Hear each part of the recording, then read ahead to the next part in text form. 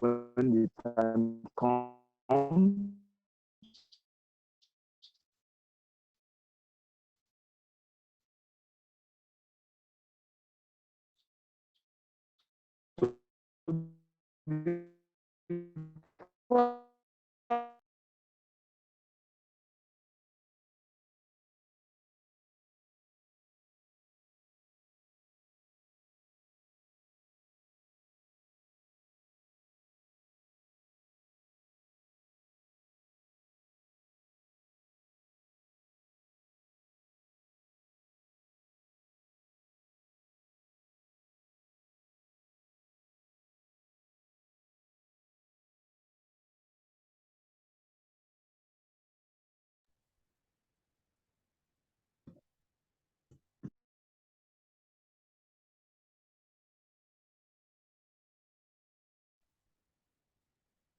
Sorry, guys, I guess it's the network. Can you hear me now? Bukola said I can't hear anything as well. Can you hear me now? Yeah, we can hear you now. Yes, I can hear you now. I apologize. I think it's the network, right? So I apologize. I'm just in one very remote area. All right.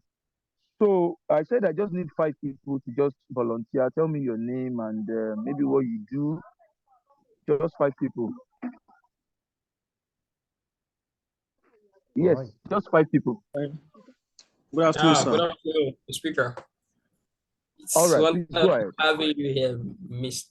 So my name is.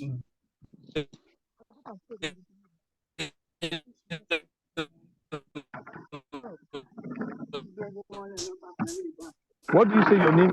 I'm not hearing you. It's breaking. What do you say your name is? Oh, I think his line is breaking. I'm the founder of XMove. Am I audible, please? My name is Bello Mustafa. Hello? All right, Bello Mustafa, I can hear you now. Go ahead. Yes. I'm into the business of automobile buying and selling of cars. Oh, that makes sense. Thank you very much. Any other person? I just need 5 people. All right. Good day, sir. Thank you so much, Mr. Elijah. My name is Elijah Moses. I'm the co-founder of Cougatel. Cougatel is a fintech telecom powered company. We basically provide access to cash and other resources within underserved communities and urban areas. Yeah, thank you. Okay, that makes sense. You say your name is Elijah, right? Yes, Elijah. Good afternoon, sir. No problem. All right, go ahead. Yes. Good afternoon, sir. Good yes, afternoon, sir. I can hear you. I can hear you. Okay, my name is Thomas. My name is Thomas Hidagu, CEO Tom's Food Global. I'm into agricultural production, local farm. Thank you. God bless you. All right. Thank you very much. Thank you. 2 more persons, preferably ladies now. Let's make sure, gender equality is important. All right, good afternoon. Yes. Good afternoon. This is Marvelous. Marvelous Davis. Okay. Okay. Here, I have a business, Honey World, and we deal with skincare products and fashion items, ranging from sneakers, dresses, and all of that. Oh, that makes sense. So if I need sneakers now, I can reach out to Marvelous. Okay. Next question, please. Good afternoon. Good afternoon. My name is Emmanuel. I'm the founder of Smart Child Technology. Okay, I think you're in a very noisy place and your voice is a bit very low. Can you hear me, sir? I think it's better now. Okay, my name is Emmanuel Iyobu, and I'm the founder of Smart Child Learning. We have a platform that enables students between the ages of just 1 to between the class of just 1 to 3 to prepare for exam, and then pass the exam. All right. Thank you very much, guys, for introducing yourself. From Marvelous to Elijah to everyone, I appreciate you, and I appreciate you for taking out your time. Miracle, okay. Good afternoon, sir. Good afternoon, everyone. I'm Miracle Obiro. I'm the founder of Mira Essence Limited. We deal on household agents production. ranging from liquid wash to bleach to toilet wash and beauty agents too. That's perfumery and skin products. Okay, that makes a lot of sense. Thank you very much. If I need perfume, I can easily call Mira, right?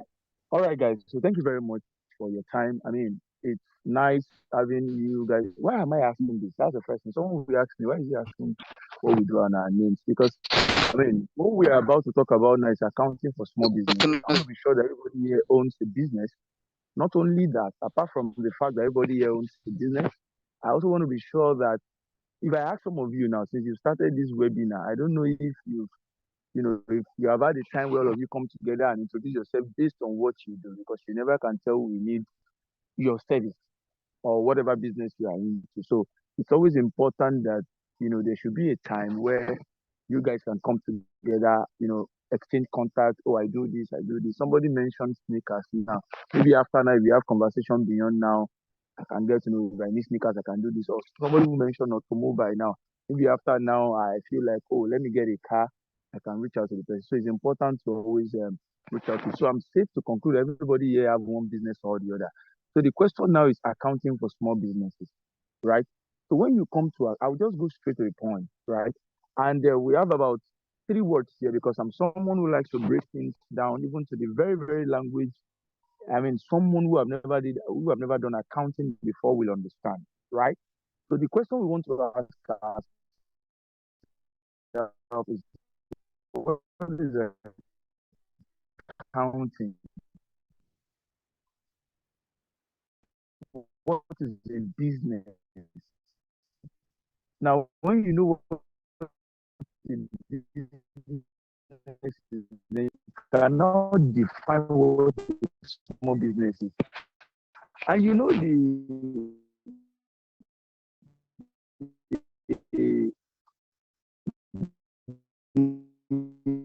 the good news about this session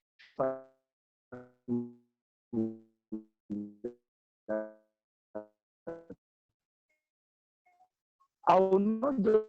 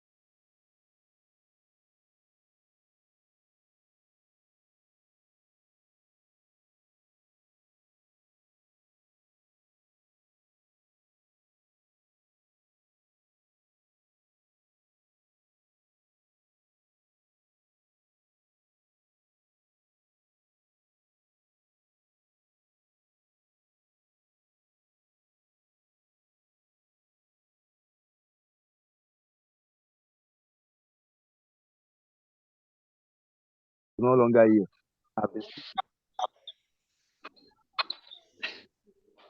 Host, can you allow me to share now so that I can continue? The Bluetooth device is ready to.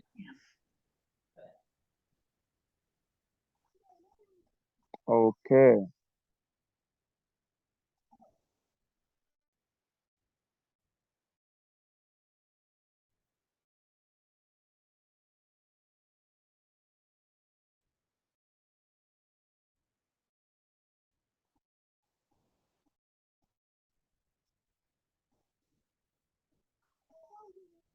Can you see my screen now? Please come see my screen. Oh, there's another problem. Yes, we can see the screen, but very tiny. Yeah. Oh, nobody was saying anything now. I just needed you. I apologize. I mean, I'm not here It's the with network. my. We are with you. The network is not really good. Network is bad. Oh, sorry about that. You know how funny network in some areas can be, right? Yeah, I understand. Yes, yes, yes. So I apologize. Somebody's hand is raised. Do you want to say something, Peter Musa? Come again. You are raising your hand, Peter Musa. Do you have something to say?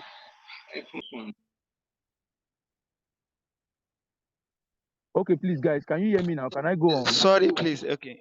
I have nothing to. I wanted to introduce myself a while ago, but since that section is over, I'm not saying anything again. Thank you. Uh, all right, all right. Thank you very much. So I don't know what was the last thing you had. I was trying to say, I mean, accounting for small businesses is very, very important, right? And like I said, I'm not going to only be telling you what accounting is. I'm going to break it down in a way that you will understand it, right? Even though you've had no background in accounting or its related field, but by the time I'm done explaining, you will be able to make sense of it. And not only that, I will also help you define a small business within the context of the Nigerian relevant regulations. Because one of the pitfalls when it comes to having a business is in the first place, if you don't even understand the regulatory requirements of that business. And funny how there are some of these regulations that are supposed to be tapped into by small businesses. But I mean, when you are not aware, you cannot, take advantage of them, right? So not only that as well, but before we just go ahead, I like to always make sense of statistics, right? So let's start with this. There is a study by Keyman Reshman in 2022 that talks about the risk of not keeping proper books of accounts. And what this man said after his research, he posited that if a business fails to keep proper books of account, they will lose control over their most valuable asset. What does that mean? After this man research in 2022, you can see it's a very recent study. It shows that as a small business or as a business generally, if you fail to keep proper books of account, I'm not talking about books of account of, oh, I received 1,000 naira, I spent 200 naira. That's not the only thing I'm talking about. Like proper books of account, right? It affects a business in such a way that the business will stand the risk of losing or having control over its assets. And the asset of a business can either be a non-current asset, a current asset, or a tangible, I mean, an intangible asset, right? When we say an intangible asset, for example, a good example of this is the intellectual property, right? So what I'm trying to say is that if a business fails, to keep proper books of accounts, one of the shortfall or one of the risk is that you might lose control over that. And losing control means that you will not be able to track your revenue, you will not be able to track your expenses, not to talk of be able to tell whether you are running the business at a profit or as a loss. At this point, I want to be sure you guys can hear me. Please, if you can hear me, just say I can hear you. Yeah, I can hear you. I I can can hear hear you. you. I can hear Very, I very you. can I good. hear can hear you. you. Thank you very, very much, guys. Thank you very much. Thank you very much. So I'm just trying to, make sense out of the reason why you have to take accounting seriously. Because in my time of, practices as an accountant and when it comes to businesses generally, somebody was mentioning that is running a fintech now. By the grace of God, I currently work on the finance team of a UK-based fintech company, for instance. And I can really tell you because, I mean, it's a startup. So I'm specialized in startups too. And I can really tell you some of the shortcomings of startups and, the in and out when it comes to, recognizing the revenue. And if you understand, like you said, you are running a startup, I know you can bear me witness that, for example, one of the challenges, for example, with fintech is recognizing the revenue. Even when you have experts on your board, it takes some level of rigorous work and some level of, technical know-how and intellectual requirement to be able to recognize the revenue of a fintech. I mean, a fintech company that is present in about 14 or 15 countries at that as such, right? So this Richman is trying to say that if you don't keep proper books of account, you stand the risk of losing your valuable asset, particularly information. That means you cannot give accurate financial information. And if you're an accountant here, or you have a background in accounting, you understand that at the core of every decision we make in accounting, numbers is at the core of what at at the decision we make. I want to project that in the next 5 years, my business should be so it should be here, it should be there. I will look at what my numbers are as of today. What does my revenue look like today? What is my expenditure looking like? Do I have the intention to, span across maybe different African countries or other countries? If that is the situation, what are the regulatory requirements in those countries, right? So keeping proper books of account and at large issuing financial statements to make decisions is important. That is why I'm trying to talk about this. The next thing is that funny how this can also work for you as a small business. Look at this research by Forbes. Everybody here knows Forbes. In fact,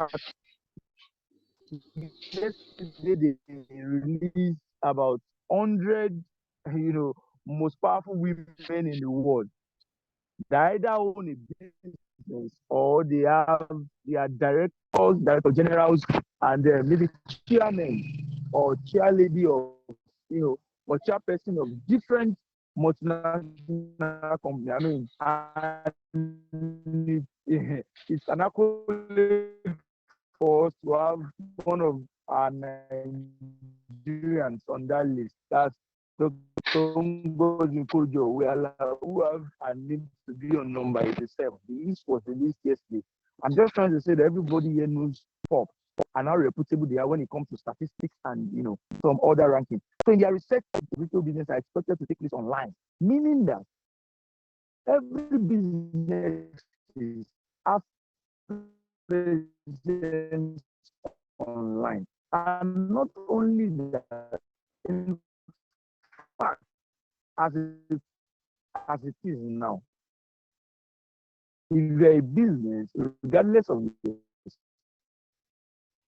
size, if you don't have presence online, I mean, you agree with me that such business is still playing. If you agree with me, put in the chat box, I agree. The chat box, I agree. 3.8% of retail business have to take place online. And that's a small reason to have not only proper accounting process, proper control system in place, right? If 20.8% of retail purchases are expected to take place online, then e-commerce sales will also increase by 10.4% in 2023. Yes, because everybody wants to deal with people online now. Like my friend, my brother, who made mention that is in the automobile industry. You agree with me that everything you do now has to be done online as well. No I mean, online training. what do you say? What do you say? I can't hear you, or I didn't hear you. Online training. What do you mean? The lady who spoke last, what did you say? It's about self-development. Self-development. It's about self-development. How do you mean in this context? Elijah, she wasn't talking to us. Please, if you're not speaking, keep your mic muted. It's disrupting the class, please. Oh, You can continue. All right. Thank you very much. So it shows that e-commerce sales increased by 10.4% in 2023. I'm still hearing that noise. So is there a way you can mute everyone?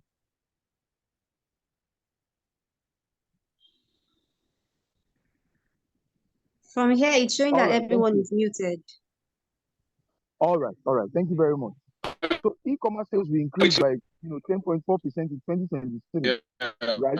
Please mute your mic. I will have to take you off the call. Please mute your mic. All right. Thank you very much. So if once we are aware that about 20.8% of retail purchases are expected to take place online, then it also informs us that as a business, I'm just keeping this in on a light channel. As a business, you don't just have to be online. Like everybody is online. You're on Twitter, you're on Facebook. Have a strong online presence. By strong online presence, I'm sure that maybe in the process of this webinar too, maybe you'll be introduced to maybe how you can market your goods online and all of that. A strong presence online that at the mention of saying I need sneakers, what should come to my mind is Marvel or Mira, if I can recollect properly. That should be what should come to my mind. And it means that you must have had some kind of online presence, some kind of what I call branding. I tell people that when you talk about branding, branding is what comes to the mind of any customer or client at the mention of your business name. When somebody mentions Elijah, what comes to the mind of anyone who knows Elijah, who have heard about Elijah, is what I do. And the extent at which I do that in terms of excellence, right? It's important that you have a strong online presence. So this is just an overview to put things into perspective for us why accounting is important for small business. Now, the next thing we want to ask ourselves, which at this point I want everybody to be participating in this. The first thing I want to ask before I go ahead is that let's now define the terms we have before us. We are talking about accounting for small businesses. The first question is, what is accounting? I need someone to unmute. Just tell me what accounting is. Or let me structure it this way. All bookkeepers are accountants, but not all accountants are bookkeepers, but not all bookkeepers are accountants. To explain, what am I trying to say? What is a bookkeeper? What is an accountant? So I need you to just unmute now and tell me. Just share. You don't have to know. I mean, we're all learning. You don't have to wait till you get something perfect or you go online to Google and tell me something. You even do that, I will know. Just tell me from your understanding, what is accounting? Yes.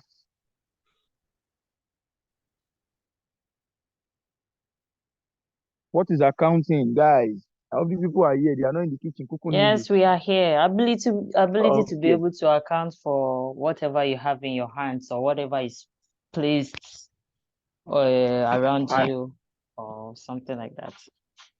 I love that. Ability to account for whatever is placed in your care. But moving on, when you want to answer any question, please mention your name before you answer it. Thank you very much. Just for me to be able to identify you. Thank you. So who is the person that just spoke now? It's Oluwatoyin. Oluwatoyin. All right. Any other person? Accounting. Hello. May I give it a try, please? Okay. Someone is speaking. My name is Thomas Sidagu. Accounting is the ability to create your or keep your daily financial activities. Your ability to keep your daily financial activities. I love that. Thank you very much. Thank you, sir. Thomas. Last person. Okay. I just need one more person. Okay. Can I go ahead, please? In this class, or they are in the kitchen cooking noodles. I've been hearing guys also. May I go ahead, please? Okay, Hello? please go ahead. Your name, please. Okay, all right. My name is PowerUP. And right, I would say accounting involves taking proper records of a business processes and transactions and using that information to take business decisions. Thank you very much for that definition. Taking proper records and using it to take a decision. Thank you very much. I love that. So now, let me now ask. Now, we have bookkeeping, we have accounting. In fact, I also teach at tutorial centers, accounting related courses and all of that, for people writing exams and all. Now, some of the tricks I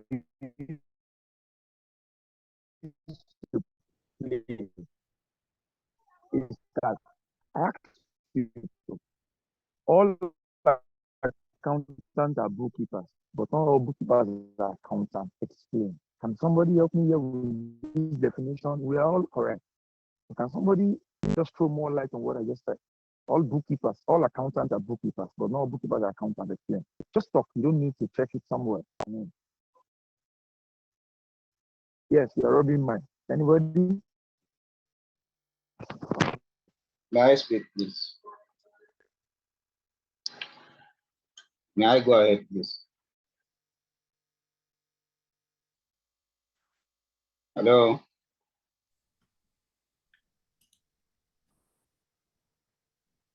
Hello?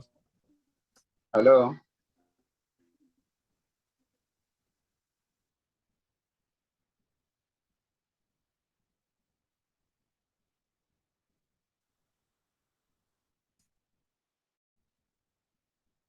Hello? Oh yeah, it's having network issue. Anybody? Yes, you can speak. Okay. You can speak. Yeah. Yes, please. You can go ahead. Go ahead. Can you guys hear me? Okay. Yes. Okay. I'm Farouk Oladapo again. So riding on from the definition I gave for accounting, I would say that the bookkeeping just involves taking proper records of transactions in a business, while accounting is the part that uses that information to take they do analysis on that information and use it to make proper business decisions. So basically, a bookkeeper takes the records and accountant performs the analysis on that record. All right. All right. Thank you very much, Olada, for that. I hope you guys can hear me. Yes, loud and clear. Loud and clear. All right. Thank you very much, Olada, for that. That's spot on. Yeah. So without wasting much of our time, I mean, when you talk about bookkeepers, you don't necessarily need to be chartered or be certified as a professional accountant for you to be a bookkeeper. A bookkeeper is just simply somebody from the name, somebody who just keep books, who make sure that all the daily transactions are recorded in the appropriate books. Right, that's a bookkeeper. That's why you see when you walk up, when you just walking into store somewhere on your street, you see one girl that just finished from secondary school sitting at one corner with some books. When you buy something, she writes it down. What she's just doing there is the work of a bookkeeper. So you don't need to be a certified accountant to be a bookkeeper. So bookkeeping ends at that point where all the transaction has been captured. Accountants now move from where transaction has been captured to now translating those transactions into what we call financial statement. Let me hear somebody say financial statement. Financial statement. Thank you very much. I want to be sure you are following me. Financial statement. So when those records are now translated into financial statements, we now use it on the basis of that financial statement to now make decisions. That's why I love what Oladapo said when he said we now do the analysis. I know he's trying to talk about decision making because the process in accounting is not complete until when the management is being able to make decisions based on those figures in the financial statement, right? If I pick up the financial statement of MTN PLC, I see their revenue. Comparing the revenue, we call it comparative, to the previous years. I checked 2023, comparing 2023 to 2022. To 2023, I can say that, okay, this is the revenue MTN has made. Okay, on this basis, the revenue of MTN is higher, say in Lagos. Maybe we have a lot of people subscribing in Lagos to MTN service compared to people subscribing to where I am presently now. I'm presently around Cross River State for a function, right? And maybe in Cross River State now, for instance, I cannot begin to make decisions to say, okay, let me call the head of marketing and let's sit down. Why is it that we have, low subscription level in Cross River State? Is it that we don't have people having more access to internet?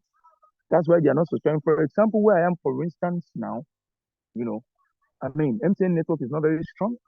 I'm using MTN as I speak. That's why you see that at some point it feels like you guys are not hearing me. MTN network is not very strong.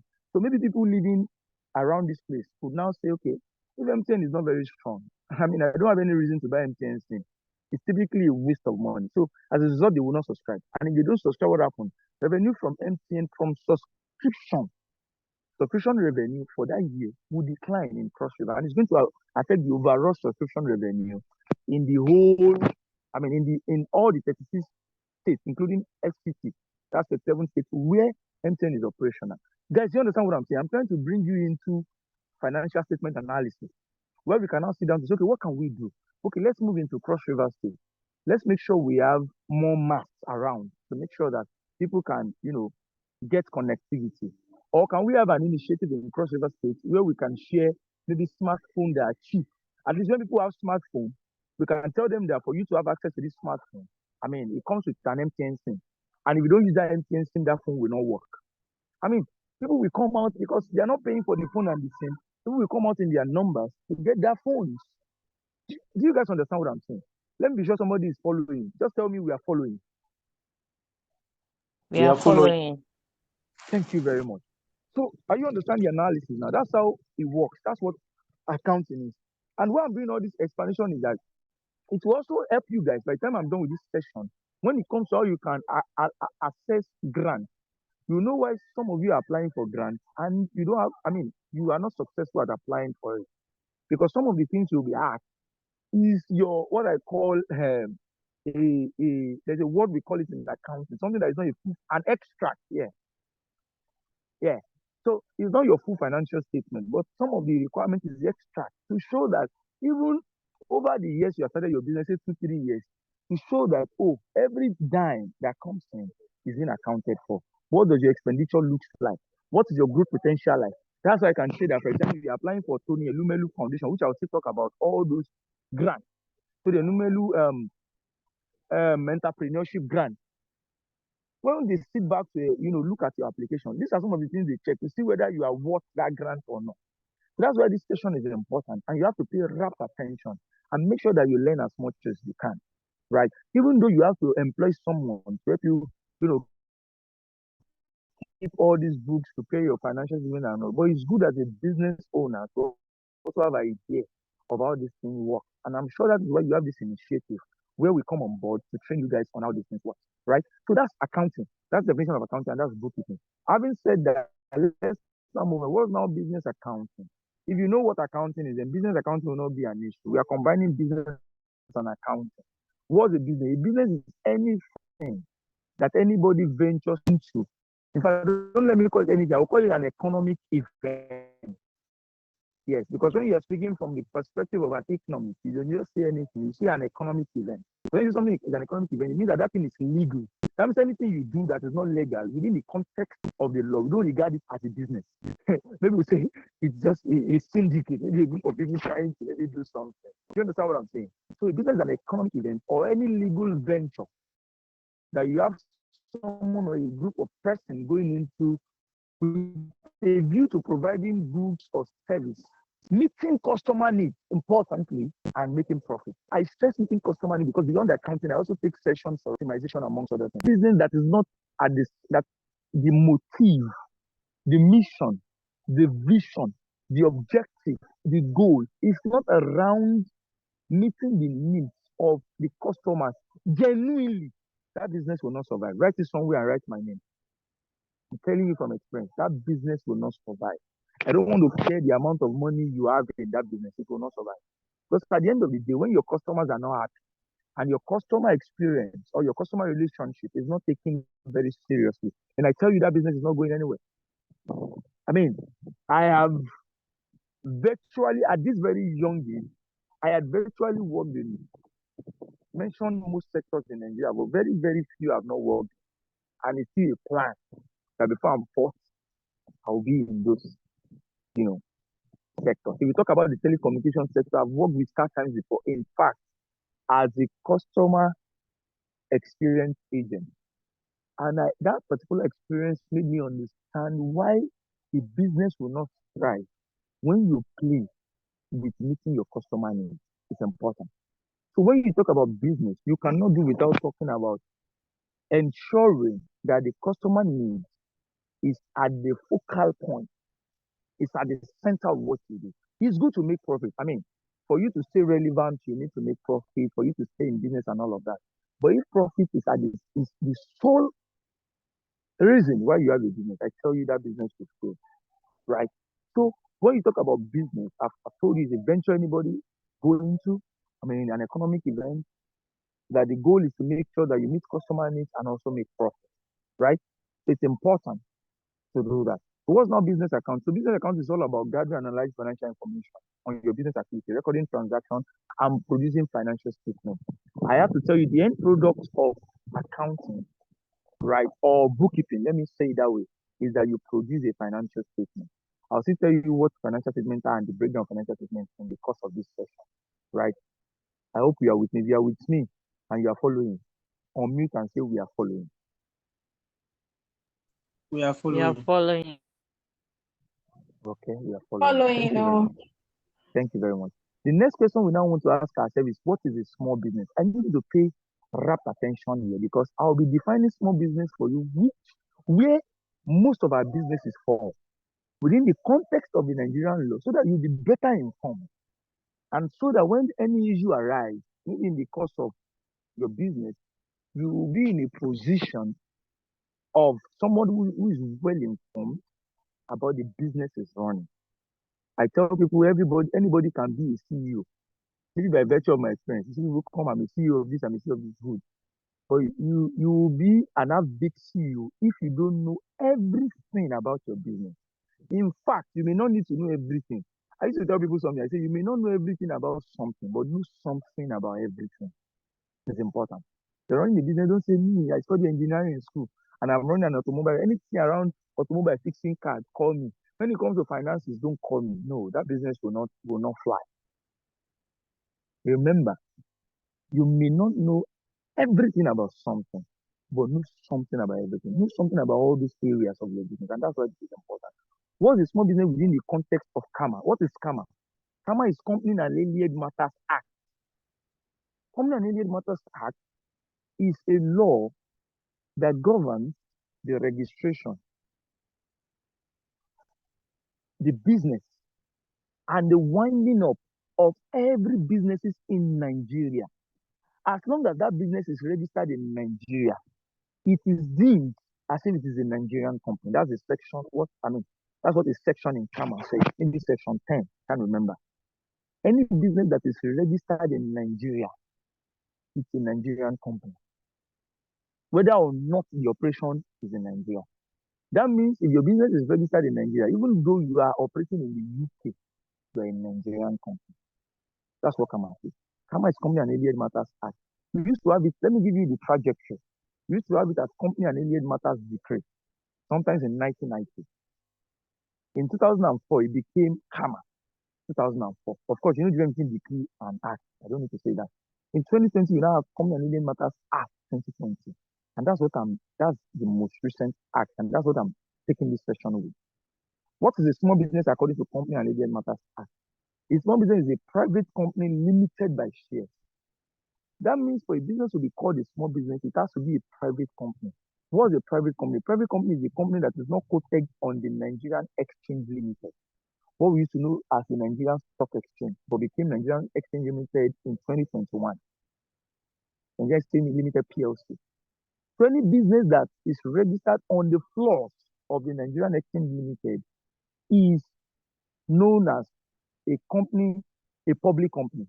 But if you are not registered, that means your shareholder is a group of people. Maybe Elijah and Thomas and Marvelous and Miracle are thinking of having a business. Let me say fintech. Say Elijah, Miracle, Thomas, or Ladapo. We now come together to say, okay, let's have a fintech business. You can now say, okay, let the company be a private company limited by shares. What does that mean? That means Elijah will contribute an amount of money to the business. Say maybe 5 million naira. Thomas will bring in, say, 10 million naira. Oladapo will bring in, say, 15 million naira. Miracle or Mira will bring in, say, 20 million naira. We'll bring it together. We will now go through the documentation process to register the business. Why is it a private? It's a private company because we don't want that company's shareholders to be more than the 5 of us. That means it's a private company. But if it's a public company, that means anybody can subscribe to your shares. The public can, just the way you have MTN shares. I mean, I also maybe do more, a little of stock trading, for instance. If I need to be a shareholder of MTN, I don't need to stress myself. I'll just approach an investment firm or a stockbroker. I have an online account. As I can trade stock anywhere I find myself in the world. I just place a demand for MTN shares based on the market price. I bargain whether I want to go by the market limit or good for the day. I get the price, and once the price is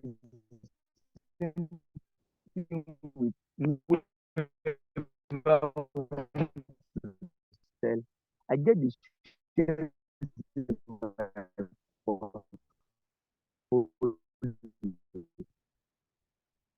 It means that I'm a shareholder of them.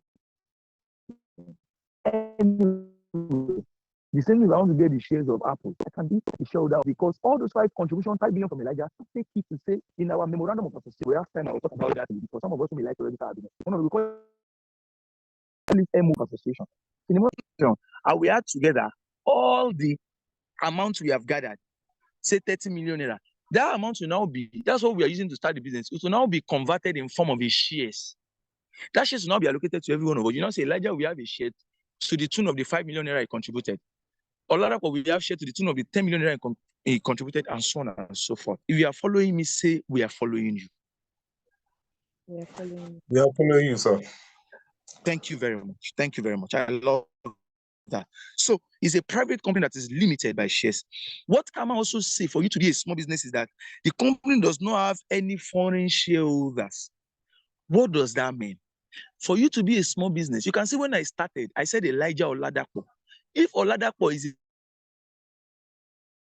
citizen of UK, he cannot be a shareholder of our fintech company. If he's a shareholder of our fintech company, we will not be registered in Nigeria.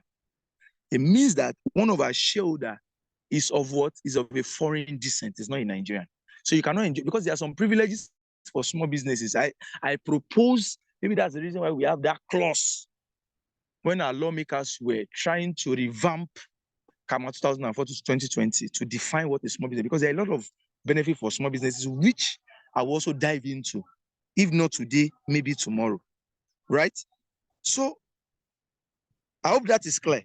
Now, another thing is that a director should not hold less than 51% of more than 51% of the shares, right? In fact, in accounting, there's something we call majority shareholders or majority interest and minority interest in accounting. Majority interest is when you have a group of shareholders or shareholders that own a reasonably greater unit of shares in that. In fact, in most cases, we usually say that once you hold over 50% of the shares in a company, you're a majority interest holder. That's why you see, when you hear Dangote Group is not 100% owned by the man Aliko Dangote. No, it's not. If you do your research, you understand what I'm saying.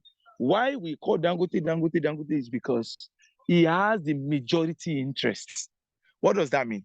He might own maybe 90% of the shares in all Dangote subsidiaries. So by default, he's a majority shareholder. He's a majority shareholder. Do you understand? So, and in that situation, also under CAMA and under accounting standards, in that situation, such majority interest holder also have more powers. For instance, when you go to the annual general meetings of companies, there are times you vote for directors, there are times you vote for auditors, there are times you vote for people who steer the affairs of the companies. And the vote will be based on one unit, one share basis, or one vote, 1 unit of share basis. So if I'm Dangote, I owned, the share is 100 million, I own 95 million. So it means that whoever I decide is who we enter as director, because by the time I vote my 95 million and I say, let Elijah be the director, and the remaining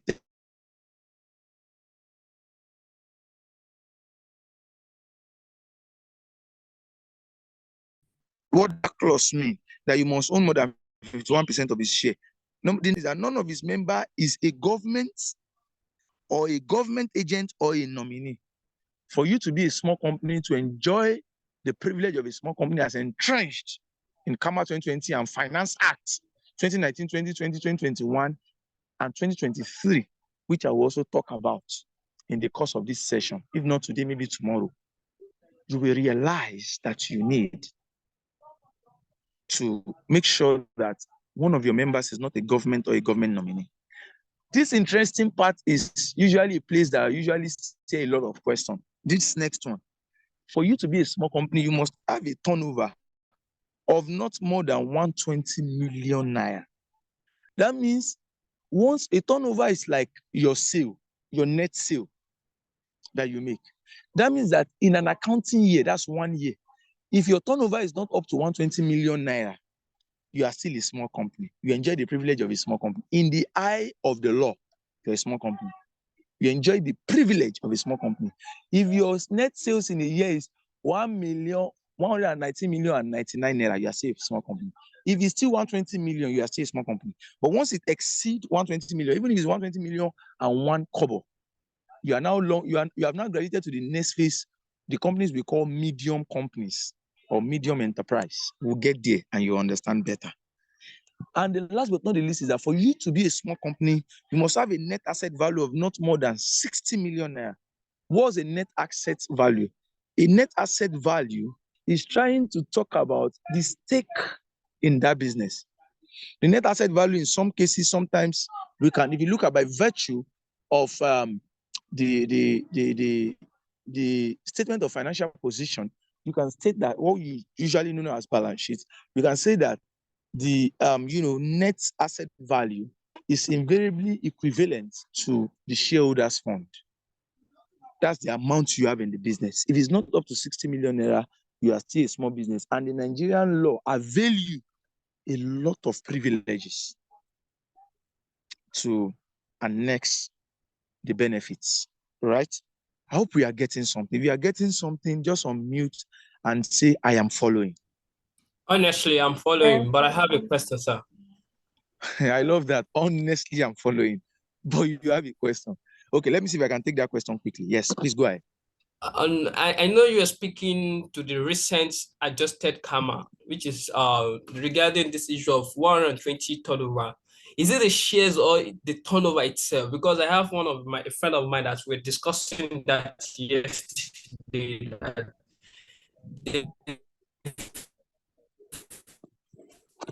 Your line is breaking. Am I the only one? Increase it to 120 on those 2 points. I couldn't Is hear. my question clear at all? I lost you at the point. Just towards the end, just the last 2 sentences or thereabout. You were discussing with a friend, yes? The bottom line is that, yes, the bottom line of my question is that the 120 million you were saying is the turnover. That is the revenue they are realizing, that they are generating on a yearly basis. Yes, it's not revenue, yes. Yes, that's what I'm referring to. But a friend of mine is saying it is the share. So yes, I can hear you now. Okay, saying that a friend of yours said it is the shares. Yes, I want to just clarify with you. Is it shares or the revenue? Is the turnover? That's not true. What I'm giving you here, you can after now make your research. I'm giving you according to Company and Allied Matters Act. What is operational? In fact, I'll still talk about Finance Act because there is like a conflict between the provisions of KAMA and Finance Act 2019 because Finance Act was amended. We have 2019. Later on, we have 2020. Later on, we have 2021. Later on, we now have 2023. It was signed by Buhari December 31st, 2022, and it was operational in 2023. I'll also discuss that Finance Act. You see where there is like a friction between two of them and what we now settle for. Because FIRS is in charge of the, assessment, collection, and accounting for taxes, for all businesses, whether you are a small business or you are a big company, as long as you are a business, regardless of wherever state you find yourself, you file your returns to FRS. I'll still talk about all this. FRS is Federal Inland Revenue Service. They collect tax on behalf of federal as a business. So FRS now releases circular. Like, how do I even explain that? So let you understand. I mean, if we have Lima in the business, circular is like a mode of communication to say, oh, guys, this is what is obtainable. This is what we believe, and this is what everybody should do. Right? By virtue of the authority vested on them by the FRS Act 2007. Right? So now I'm reading this is straight from the KAMA 2020. I mean, that's not true. If somebody tell you it's in terms of shares, it's not true, right? But you gain more understanding as we proceed. I hope that answers your question. You didn't mention your name, but I hope that answers your question. Perfect. All right. Thank you for that. Others, are you following? In fact, I want ladies to talk at this point. I don't know why I feel like maybe these people are somewhere in the kitchen cooking noodles, and they just put the phone somewhere in the dining room. No. Any lady in the building, are you following? Yes, we are following.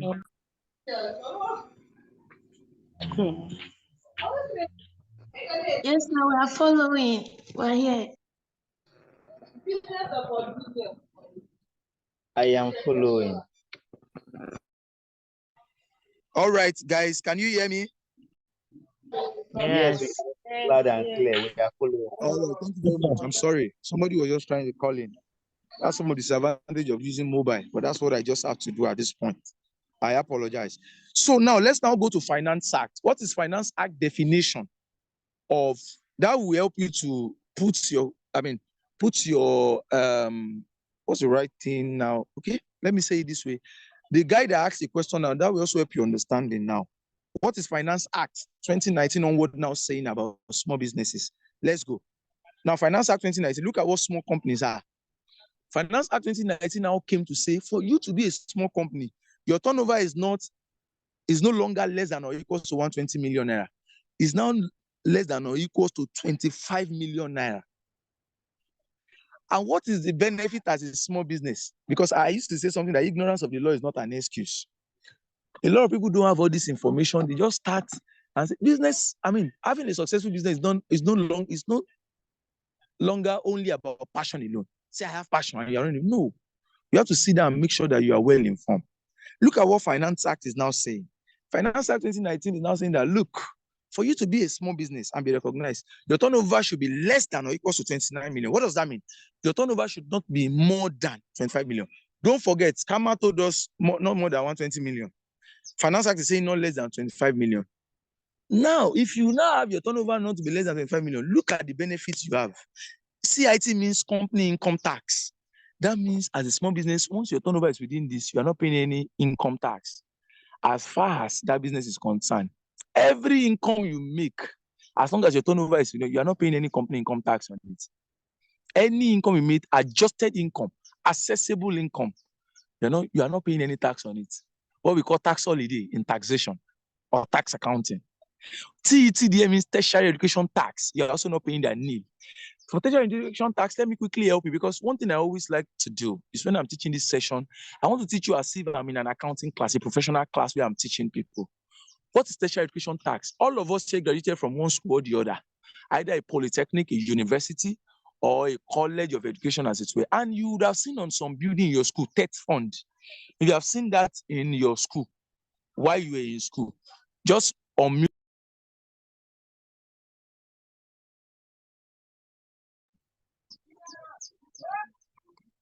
Can anybody hear me? Yes, yes, Yes, yes. yes, we can Just hear unmute you. and say, yes, I saw it. Yes, I saw it. Yes. You saw it. Now, TET fund means tertiary education trust fund. What does that mean? It was, I think we've had it for some time ago, but the notable period when it becomes more operational was in 2011, because it was established by TET Fund Act of 2011. How does TET Fund works? Every company in Nigeria is obligated to pay a percentage of their accessible income to the TET Fund administrator. How many percent is that? It used to be 2%, but in 2019 Finance Act, it was updated to 2.5%. In 2021 Finance Act, it became what? 3%. And from 2021 up to now, it has become 3%. That's why you see it all through, you see 3%. That's not where I'm going. How does it work? Every company pays 2% of their income to TET Fund. TET Fund will now gather it for all the companies to 2%. They will now gather those money and now give to all tertiary institutions based on their needs. That's why you always see something like FGN Needs Assessment 2013, TET Fund 2013 in your school, 2015. Your school will now write a proposal to TET Fund to say, TET Fund, we don't have laboratory for our science students. TET Fund will now come to check your school and see if truly you don't have. And they will also look for a particular site in your school where the best place that facility can be. They will do the cost, everything. If the cost to build that site is 80 million naira, TET Fund will not give you the whole 8 million. They will only give you, I think, about 80%. Your school management will fund the remaining 20%. That's why you see why some schools are trying to find other ways of generating income internally, so that they'll be able to meet their own internal expenditure. So that's how TET Fund works, if you have been seeing it. Now, what this act is saying is that once you are a small business, you don't even need to pay tertiary education tax, which used to be 2%, 2.5%, now 3%. You don't need to pay your, what do you call it? You don't need to even pay company income tax. You don't need it. That's what they are saying. You can now see now. The question somebody will now want to ask me, anybody listening to me now will want to ask me is, Elijah, if you are saying that TET Fund, you don't, you told us that the turnover is about 120 million. Now you're telling us 25 million. Which one is now operational? Ladies and gentlemen, I'm happy to inform you that the one that's operational, according to the circular released by FRS, is this. Is what though? We can't hear you. Million. So this 125. Can you hear me? Yes, I can now. What was the last thing you had? You wanted to tell us the one that is functional. Yes, the one that is functional now is the one of Finance Act, 25 million. FRS has released a circular to say that what makes you a small business is when your turnover is less than or equals to 25 million, no longer 120 million, as proposed by KAMA 2020. Do you get that now? So you are a small business once your annual turnover is still what?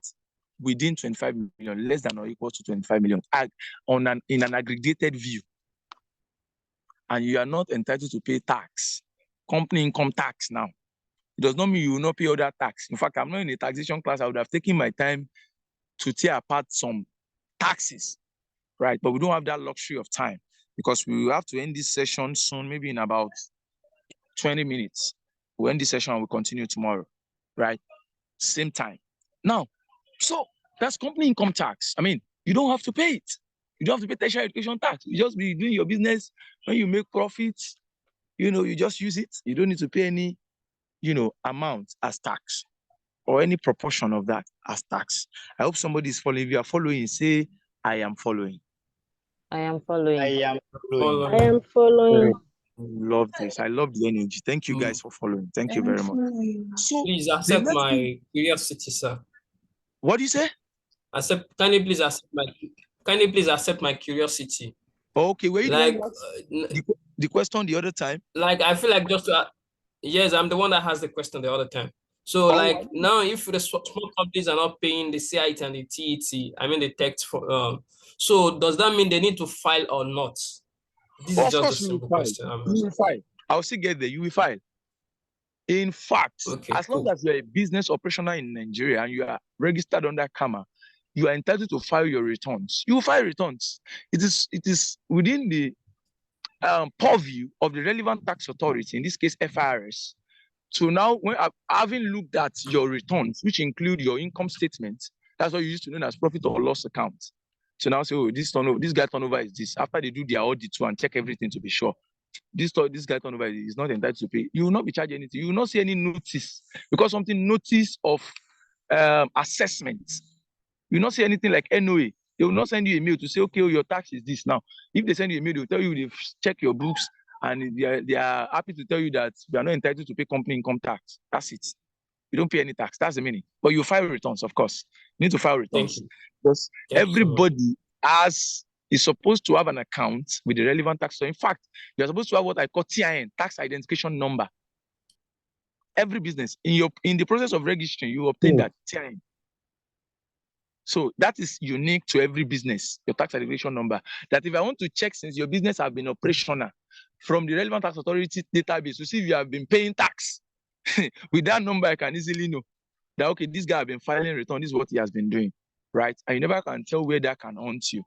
Sometimes some of these organizations who give grants, they'll go behind you to verify all those things you have submitted. You don't know, you have submitted, you don't know. You just realize that you just see one rejection mail in the afternoon. If you have read rejection mail where you understand, I mean, for someone like me who apply to jobs, work here and there and all of that, a lot. At times you get successful mail rejection. In fact, rejection mail, the first paragraph is usually very sweet. We're happy to inform you that your skill is nice. You have all we are looking for. But second paragraph, unfortunately, anytime you hear unfortunately, there's a problem. I used to tell people that when people want to disrespect you, anytime you see anybody saying with due respect, tell the person, just talk. The person want to disrespect you. I received one like that last week. Yes, sir, with due respect. Know that just tell the person, don't worry, don't put the I know you want to disrespect me. You understand? So you see those mail. Okay, somebody said he received one last week. I remember when we were still in school in Unilag, we used to say rejection mail is part of life. You guys chop them. Permit me to use that word. You understand? So moving on. What are now medium company? Because I'll make sure I finish this. Even if you have to start the next class from here, I want to be sure that even if I'm teaching just 3 slides, I want to be sure that this 3 slides is impactful. And you can leave this class and be able to point at 1 or 2 things to say, I have learned this. I will make sure I apply this to make sure my business is now better. I'm now in a position that I'm well informed. That's my goal. Right? And I hope you guys are following and you are learning 1 or 2 things. That's a big deal for me. Once I'm sure you are following and you are learning, and that's why I will always call upon you once in a while to let me know you are following. That's enough for me. Now, medium companies. What makes you a medium company? Now, you do convocation from small company to medium company. You'll be giving a bachelor of medium company. It's not BSc, this is BMC. And when are you now authorized or legalized to hold a degree, a bachelor of a BMC, a bachelor of medium companies, is when your turnover has now increased from 25 million. In fact, if your turnover is 25 million and 100,000, you are now a medium companies. And what does that mean? You will now be paying company income tax of 20%. Yes. You also be paying tertiary education tax of 3p, because in the eyes of the law, you are no longer a small company. You too, you are now what? You are now a big man. You're a big boy. So we can now charge you tax, but not as much as a large company. Let's just charge you 20%, and you pay 3% tertiary education tax. That is self-explanatory. Then large company, immediately your turnover now graduate more than 100 million. Then we assume you're a large company. Then you will now be treated as a normal company in Nigeria. A normal company in Nigeria pay 30% as company income tax, except from companies in the oil and gas sector, in the upstream, that pays 80%. We call it petroleum profit tax. There's an act in taxation that deal with that. Petroleum Profit Tax Act. Law of the Federation of Nigeria, 2004 as amended. That's what they have, an act that governs that, a tax law that governs that. They pay 80 to 85% of their income as tax, revenue as tax in the oil and gas. But apart from that, if you're in any other business, you pay 30%. And you pay 3% as tertiary education tax. Guys, are you following? You are following. Unmute and say, Elijah, we are here. Elijah, we are Yeah, here. here. Yeah, thank you very much. I'm sure the ladies now are not in the kitchen now. They are now here because the voice I'm now hearing now is from the ladies. Elijah, we are here. Yes, that's the spirit. Thank you very much. I'm sure you are here. So, what are accounting records? I mean, I've explained this over and over again, so I won't take time here. I mean, they are just those documents you need in preparing your financial statements, keeping records. When I was explaining bookkeeping, I did justice to this. I mean, with you guys' assistance, so that define for me what bookkeeping is and all of that, right? Then another thing that is important here to know is that certain regulatory requirements require businesses to keep the accounting record. Yes, it's important. I've said it before, there are some grants you can never annex if you are the type that does not keep proper books of account. Yes, because these are some of the things that they require you. They can ask you, what's your cash flow projection, for instance? How can you tell them your cash flow projection? If in the first place, you don't even know what your current cash flow statement looks like. How will you project, right? So it's important that there are certain regulatory bodies that are interested for you to keep your account. A good example is FRS. Like somebody asked that beautiful question that will you file returns? Yes. If you don't keep proper books of account, you can't file returns because your return requires you filing your income statement, showing your profit for the year, your balance sheet, or what we call statement of financial position, showing the state of affairs of your business, the assets you have against, the interest. By interest, I mean if you have shares, if you have capital, amongst other things, your reserves and all, right? They need something to show that. You may also want to look at what your cash flow statement looks like, to look at your viability, right? So it's important you know that. So it's also important, sir. So you can now see, I was saying that for several years, in the event that they may need to be reviewed, anybody can come and review them, even 7 years ago, if you have started your business as far as that. So it's important. Another one is accounting record are often reviewed for audits, compliance check, and other business related. I also dwell a bit more on this because I have experience too in audits. When I was in Unilag, I was opportune to intern at KPMG, one of the top accounting firms in the world, right? And I understand how audit works. So if you don't keep proper books of account, audit will be difficult, and we'll be happy to write because we will not want to blow our career. So we'll be happy to write in our opinion, to say that in our everything we have done, checking your books of account, we can see that your financial statement does not show a true or fair view. And anybody who wants to grant you, who give you any grant, can never give you a grant based on that. It means that your accounting record or financial statement is not a true reflection of the operations of your business. It's synonymous with saying somebody who is lying, whose integrity is just like, you have had those kind of friend that will say things and are doing another thing. It's just like exactly what we are saying here. You say this is your book of your account, this is your profit. An auditor comes and say, no, this thing does not reflect your profit. So it shows that in a way you're lying. And somebody who is lying, can you even give that person your 5 naira? Not talk of now giving the person a grant. A grant means that you're not paying any shishi. They just give you to support your business, right? So it's important for you to know that you need to keep proper books of accounts, because when it comes to audit and some compliance check, it is important for you to know that. Well done, sir. It's important for you to know that, right? So for compliance check, we want to see whether you are in compliance with the relevant regulatory, regulations like CAMA, like whatever regulation that governs the industry you work. We want to be like people in the automobile industry. I'm aware we have a society for engineers in Nigeria, NSE, Nigerian Society for Engineers. So I know they too, we have their code, what governs what they do. We also want to be sure of those things, right? And all other things and other business related necessities. Having talked about that, what are now the basic bookkeeping terms that you need to know? For someone who does not have an accounting background or bookkeeping background, what is an asset? Can somebody tell me what an asset is?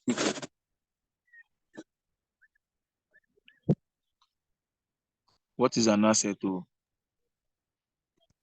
Assets are resources that are expected to generate income. Asset are resources, and I had long run. I love that. I love that. I love that. Thank you very much. Any other person? An asset is net minus liability. An asset is what? Net worth minus liability.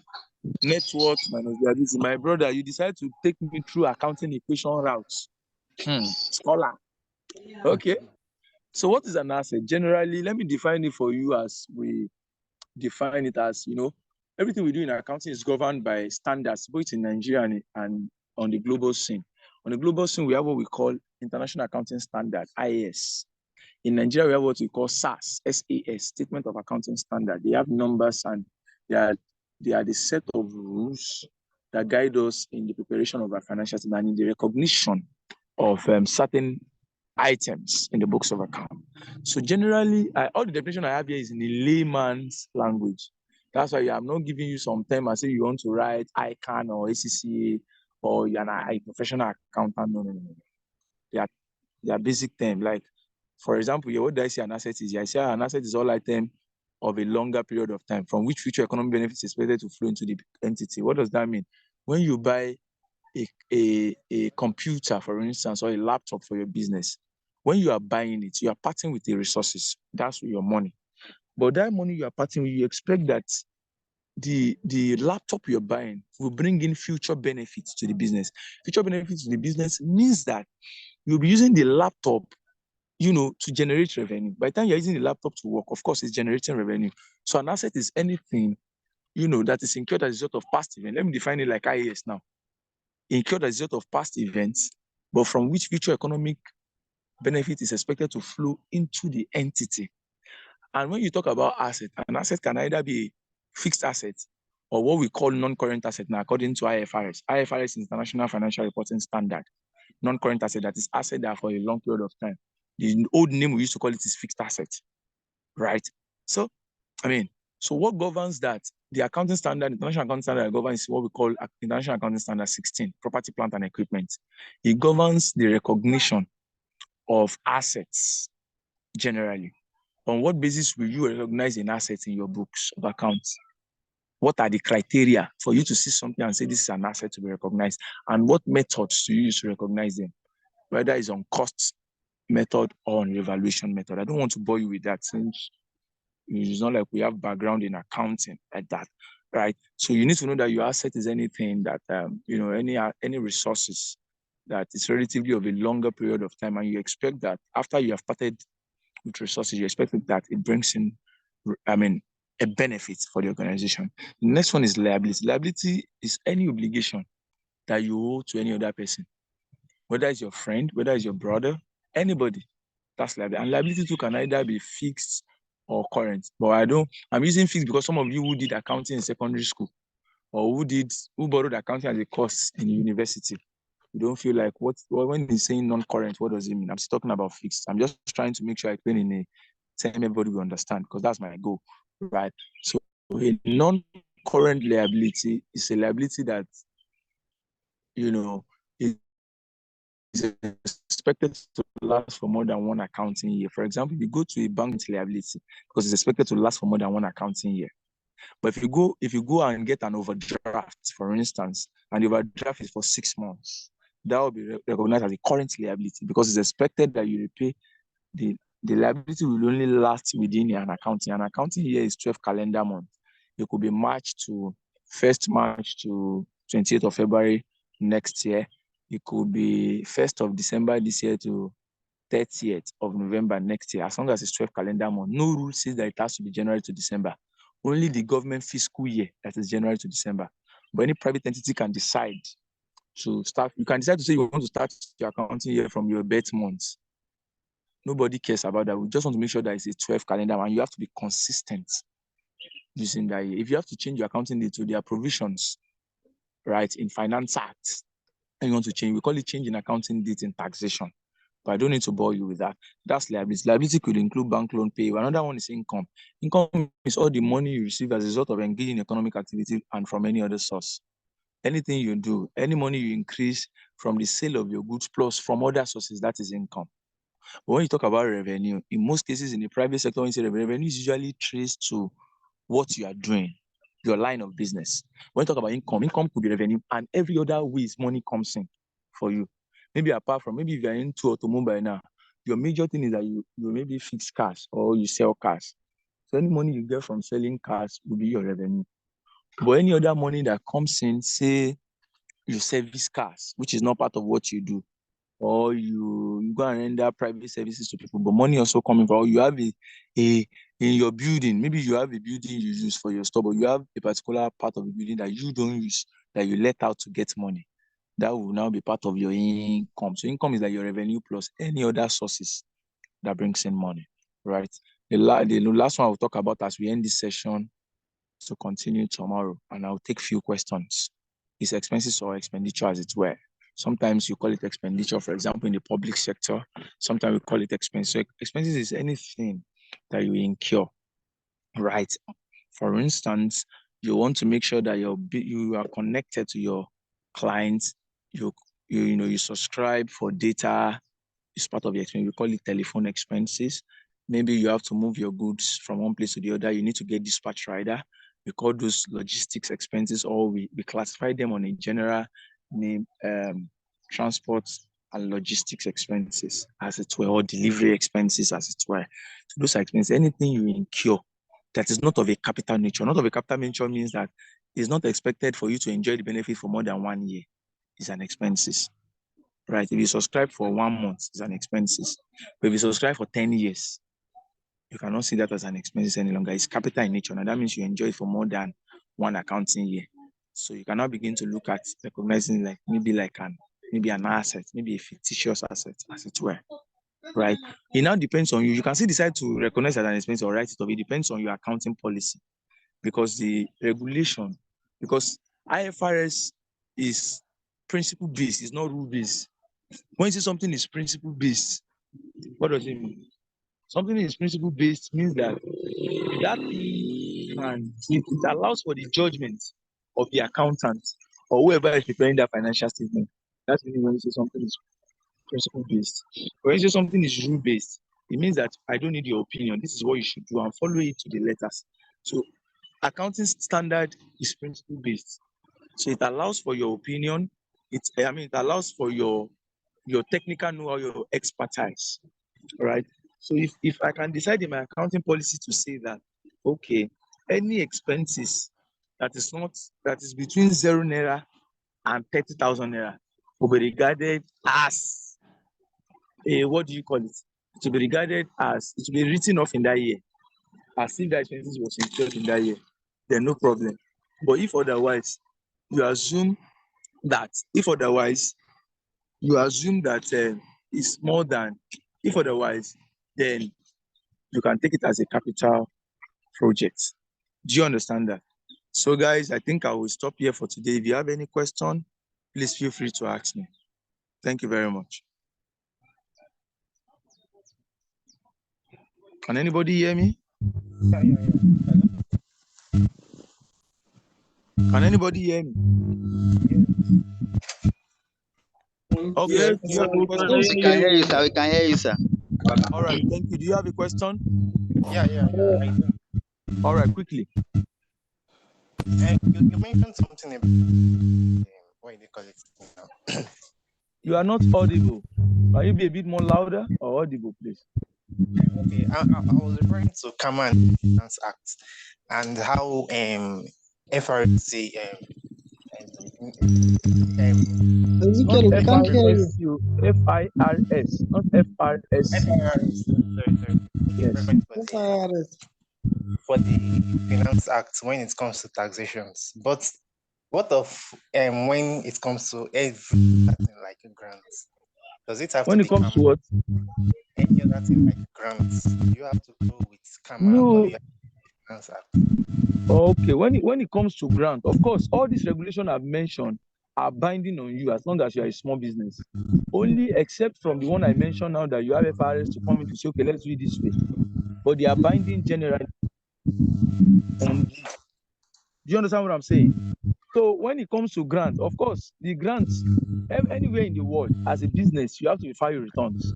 In UK, for example, their tax authority that handles that is what we call company house, for instance. So they will check.